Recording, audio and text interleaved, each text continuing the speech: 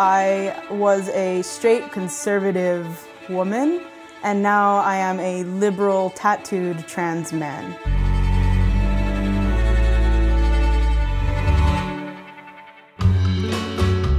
I grew up in a border town in South Texas. My dad and I did pretty much everything you would expect from a rural kid. Like, we went mudding in his truck. I think I had a BB gun when I was 5. The area that I lived in, was extremely Catholic. No abortion, no sex before marriage, no contraception. I had Ann Coulter books. I listened to Glenn Beck and Rush Limbaugh. When I started struggling with the idea that I might be gay, I remember screaming and crying in my car by myself, slamming my fists on my steering wheel, being like, please God, don't let me be gay.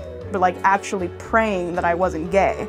2 weeks later, I was like, I'm gay, that's it. Like, the struggle that I'm going through is too real to not be true.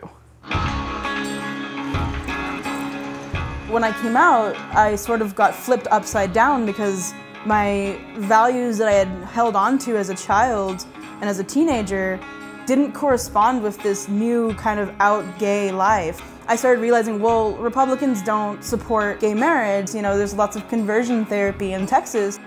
I realized respecting people and, treat others as to how you want to be treated doesn't need to be a Republican value.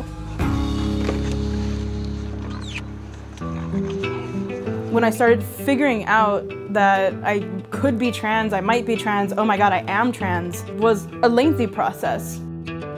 I say it's almost like having a spare arm. You're like, I don't know what to do with this. I kept experiencing what I now know is dysphoria, but at the time I was just like, oh no, everyone just kind of hates themselves. When I went to trans youth camp, I was surrounded by these kids who were so comfortable. They were living this like genuine life. I knew that 13, 14, 15-year-old was brave enough to do that, then I was also able to do that. It's definitely a struggle marrying your two identities. And I think there is a way, because I'm not ashamed of where I grew up, but at the same time, that doesn't make me less of a trans person. Just like being trans doesn't make me less of a Texan.